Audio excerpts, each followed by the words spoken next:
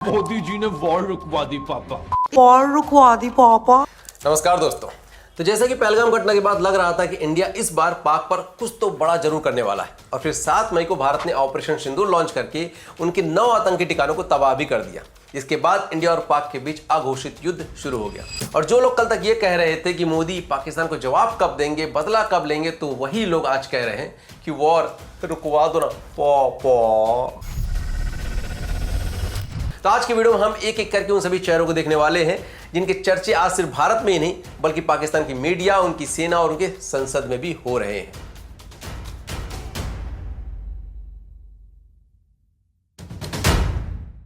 अब इससे पहले कि मैं एक एक करके उन सभी चेहरों को एक्सपोज करूं, पहले आप लोग ये वाला वीडियो देखिए जिसमें ये लोग पहलगाम घटना के बाद मोदी जी से पूछ रहे थे कि ये मोदी जी बताइए ना, ब्याह कब हुई?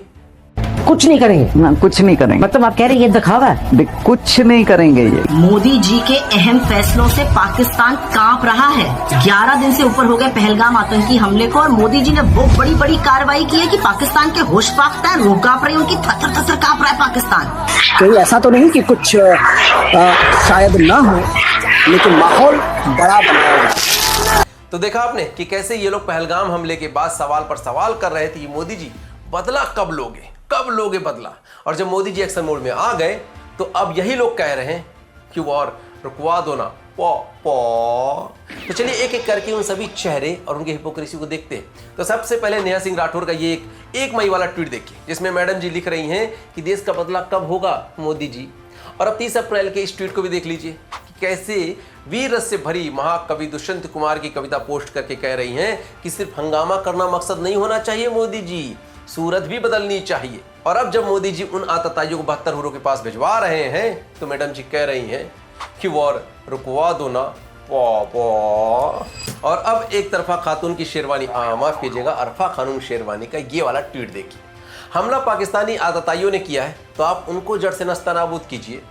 और जब मोदी जी ने इनकी बात मान ली तो देखिए ये मोहतरमा क्या कह रही हैं। सिद्धार्थ ने भी कहा कि हम खून खराबा नहीं चाहते, हम ये भी नहीं चाहते कि वहां से आतंकवाद हो, हम ये भी नहीं चाहते कि दोनों देशों के बीच युद्ध हो और जो मासूम नागरिक हैं वो मारे जाए। पाकिस्तान कह रहा है कि कई उसके नागरिक मारे गए हैं, उसमें जाहिर है कोई आतंकवादी नहीं है। सिद्धार्थ, सबसे बड़ी बात तो यही है कि उनमें अभी तक कोई आतंकवादी नहीं मारा गया। अब अगर आपने इनकी बातों में गौर किया होगा तो ये कह रही कि पाकिस्तान कह रहा है कि उसके मासूम नागरिक मारे गए। मतलब मैडम जी को पाकिस्तान के आर्मी पर भरोसा है, लेकिन जो अपनी आर्मी कह रही है कि हमने ऑपरेशन सिंदूर लॉन्च के तहत आतताइयों को 72 हुरों के पास भेजा है, उन पर इनको भरोसा नहीं है। कि पाकिस्तान की ओर से ये झूठा आरोप भी लगाया जा रहा है कि भारतीय सेना ने मस्जिदों को नुकसान पहुंचाया। मैं इससे बिल्कुल स्पष्ट करना चाहती हूं कि India is a secular nation और हमारी सेना भारत के कॉन्स्टिट्यूशनल वैल्यूज की एक बहुत प्यारी झलक है। और अब कल तक पाकिस्तान को जड़ से नस्तनाबूद करवाने वाली इन्हीं मोहतरमा का ये वाला ट्वीट भी देख लीजिए। आज ये कह रही हैं कि stop the war, de-escalate now। देखिए, कोई भी इंसान वॉर नहीं चाहता और भारत का तो इतिहास भी रहा है कि उसने कभी भी आगे से किसी देश पर हमला नहीं किया है। लेकिन इन लोगों का जो stop the war, de-escalate now वाला नैरेटिव चल रहा है वो समझना इसलिए भी जरूरी है कि आखिर जो लोग कल तक पाकिस्तान को मिट्टी में मिलाने के लिए मोदी को दिन गिनवा रहे थे वो अचानक से इंसानियत की दुहाई देकर स्टॉप द वॉर क्यों कहने लगे। तो इसका खुलासा मैं थोड़ी देर में करता हूं, लेकिन उससे पहले फिल्म मेकर्स, इनको आप प्रोपेगेंडा फिल्म मेकर्स भी कह सकते हो, विनोद कापरी का ये ट्वीट भी देख लीजिए। वैसे तो इनका ये वाला ट्वीट 18 दिसंबर 2016 का है, जब उरी हमला हुआ था। तब इन्होंने मोदी जी को टैग करते हुए लिखा था कि मोदी जी वॉर डिक्लेयर कीजिए, हम आपके साथ हैं। और 23 मई को पहलगाम हमले के बाद इसने लिखा कि देश को संकट की इस घड़ी में सरकार के साथ हाथ मजबूत करके खड़े होना चाहिए, पूरी दुनिया को दिखाइए कि भारत एक है। लेकिन जब मोदी जी ने आज इनकी बात सुन ली और पाकिस्तान के खिलाफ कड़े एक्शन लेने शुरू कर दिए तो भाई साहब के सुर बदल गए और ये भी लिखने लगे स्टॉप द वॉर। और भाई साहब का ये वाला पोस्ट भी देखिए जिसमें वो उन सभी लोगों को रक्त पिशासु गैंग कह रहे हैं जो चाहते हैं कि भारत की सेना पाकिस्तान का नामो निशान भी मिटा दे। मतलब इनके हिसाब से पाकिस्तान की सेना और आतंकवादी भारत के मासूम लोगों को मारते रहें और भारत की सेना गांधी का चरखा आगे करके कहे कि आओ भाईजान, भारत में आपका स्वागत है ना। खैर, इस इंसान की कुंडली मैं अभी यहाँ पर नहीं खोलने वाला, लेकिन इनके ट्विटर पर आप जाकर देख लीजिए। इनके और इनकी पत्नी साक्षी जोशी की जो सोच है हिंदू और राष्ट्रवादियों के प्रति, जो नफरत है, उसको देखकर आप समझ जाओगे कि कि स्टॉप द वॉर वाला नैरेटिव इन लोगों का कहां से निकला होगा। खैर, इनकी हिपोक्रेसी को यहीं पर ब्रेक करते और बात करते द वायर के करण थापर और कश्मीर के राज्यपाल रह चुके सत्यपाल मलिक की, जिनके इंटरव्यू का एक क्लिप है जो आज बहुत वायरल हो रहा है, जो उन्होंने पहलगाम हमले के बाद शूट किया था। पहले आप लोग उसको देखिए। कुछ नहीं करेंगे ना, कुछ नहीं करेंगे। मतलब आप कह रहे हैं ये दिखावा है? कुछ नहीं करेंगे ये। तो मतलब ये मुल्क को डरा रहे हैं, दुनिया को डराने की कोशिश कर रहे हैं। बेसिकली ये खुद बहुत डरपोक आदमी। ऐसे मौकों पे जो देश की लीडरशिप होती है उसके गुर्दे पे बहुत डिपेंड करता है, इनमें खुद गुर्दा नहीं है। तो सुना आप लोगों ने, ये लोग कह रहे थे कि मोदी जी सिर्फ दिखावा कर रहे हैं क्योंकि ये डरपोक है, ये कुछ नहीं करेंगे। और आज जब मोदी जी की सरकार और भारतीय सेना पाक पर एक्शन ले रही है तो करण थापर अपने शो पर फोर्स मैगजीन के एडिटर को बुलाकर फेक न्यूज चलवा रहा है कि पाकिस्तान ने भारत के 4 IAF जेट को मार गिराए। There were reports that appeared in 3 prominent papers, Hindu, Indian Express and Tribune, which said that a jet has crashed in Bhatinda. So when I sum it up, 3 there, 1 here, I'm quite happy to say that perhaps this is what has happened. You see, In other words, just forgive my interruption. In other words, 3 in Kashmir, 1 in Bhatinda, making a total of 4. और इस video में वो जो कह रहे हैं कि पाक ने भारत के 4 जेट मार गिराए हैं, तो रिसोर्सेस किसका दे रहे हैं? उस हिंदू प्रिंट मीडिया का, जिसने ये वाला फेक न्यूज पोस्ट करने के बाद जब लोगों ने उसको क्रिटिसाइज किया तो उसने उसे चुपके से डिलीट कर दिया और भाग गया। और सिर्फ इतना ही नहीं, सत्यपाल मलिक के साथ इनका एक इंटरव्यू भी है जिसे आज पाकिस्तान का मीडिया और उनकी सेना एक ढाल की तरह इस्तेमाल कर रही है। और वो कैसे कर रही है तो आप खुद देख लीजिए।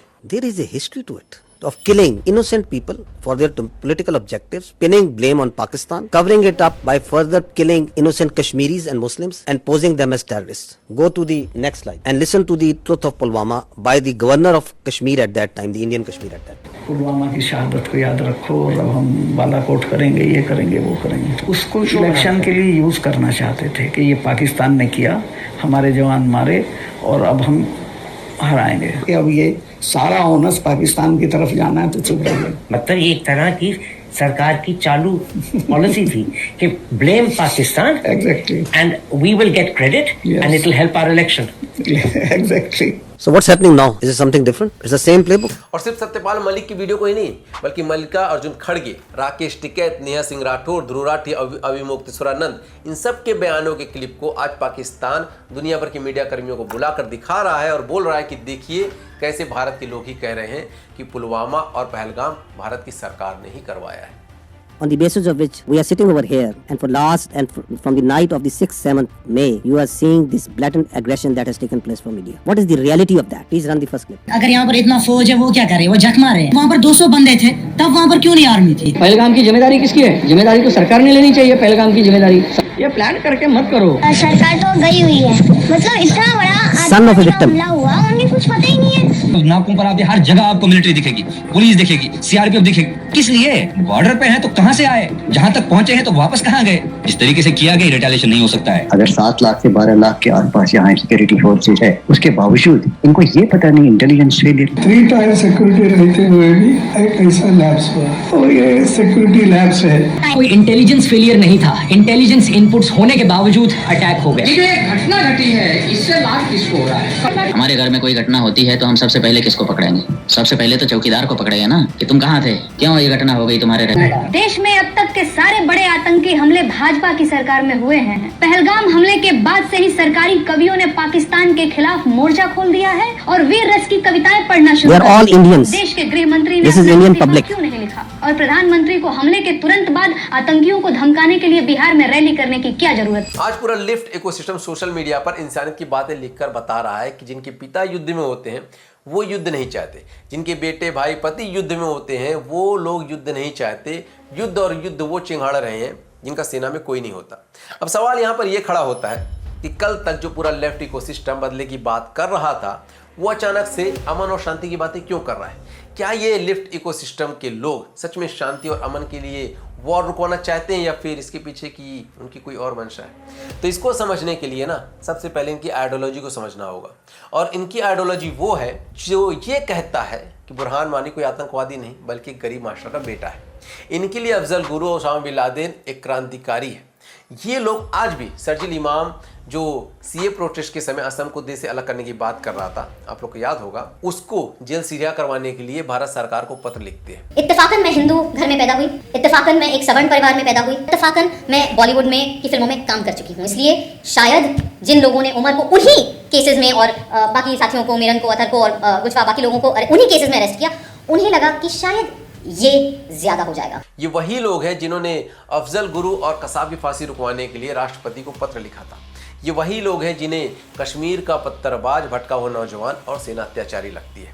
और ये जो पूरी विचारधारा है ना, जो इनकी पूरी आइडियोलॉजी है, इसी को वामपंथी विचारधारा कहते हैं, जिसे ये लोग सेकुलरिज्म की आड़ में छुपा कर रखते हैं। और क्योंकि इस समय पर इनकी विचारधारा की सरकार सत्ता में नहीं है, तो जाहिर सी बात है कि ये लोग सामने वाली सत्ताधारी सरकार को बदनाम तो करेंगे ही। और अब बात करते हैं आज के माहौल की। तो देखिए, जिस तरह से पहलगाम हमला हुआ उससे पूरे देश के लोग भड़के हुए थे। पूरा देश आज चाहता है कि भारत की सेना इस बार पाकिस्तान को ऐसा सबक सिखाए कि भविष्य में वो अपने आप को गूगल के मैप में भी देख ना पाए। और इन लोगों को लग रहा था कि इस बार भी मोदी सर्जिकल स्ट्राइक या फिर एयर स्ट्राइक जैसा कुछ करेंगे और हम फिर उनसे सबूत मांग कर उनको बदनाम कर लेंगे। लेकिन इस बार जैसे ही सरकार ने ऑपरेशन सिंदूर करके अपने इरादे साफ किए, तो एक ही पल में इनके हालात बदले, जज्बात बदले और एक ही सुर में ये कहने लगे कि प्लीज वॉर रुकवा दो ना। देखिए, इन लोगों को लग रहा है कि अगर भारत और पाकिस्तान के बीच युद्ध हो जाएगा, मतलब ऑफिशियल युद्ध हो जाएगा, तो जाहिर सी बात है कि 2 दिन भी नहीं लगेंगे पाकिस्तान को घुटने में लाने के लिए। और ऐसे में मोदी जी की जो छवि बनेगी पूरे देश में, उसमें इन लोगों को बंगाल और पाकिस्तान में तो हराना मुश्किल हो ही जाएगा बीजेपी को। 2029 में भी ये मोदी को हराने का जो सपना पाले बैठे हैं, मुश्किल ही नहीं नामुमकिन हो जाएगा। देखिए, आप मानिए या फिर ना मानिए, हर चीज़ यहाँ पर पॉलिटिक्स से जुड़ी जरूर है। आज मोदी जी पाक को जवाब नहीं देते तो यही लोग उन्हें कायर, डरपोक और न जाने क्या क्या कहते। लेकिन जब आज जवाब दे रहे हैं तो ये लोग कह रहे हैं कि जंग इस समस्या का हल नहीं है, युद्ध करने से मासूम लोग भी मारे जाएंगे। देखिए, ये बात सच है कि युद्ध किसी समस्या का हल नहीं होता है। युद्ध में अगर वहाँ के लोग मारे जाएंगे तो जाहिर सी बात है कि यहाँ के भी कुछ लोग शहीद होंगे, और आज हुए भी है।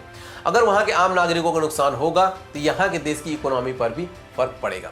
लेकिन मैं आप लोगों से पूछना चाहता हूँ कि जब दुश्मन सामने हथियार लेकर आपको मारने की मंशा से खड़ा हो, तो क्या आप उसे गांधी का चरखा दिखाकर अमन की बात करेंगे?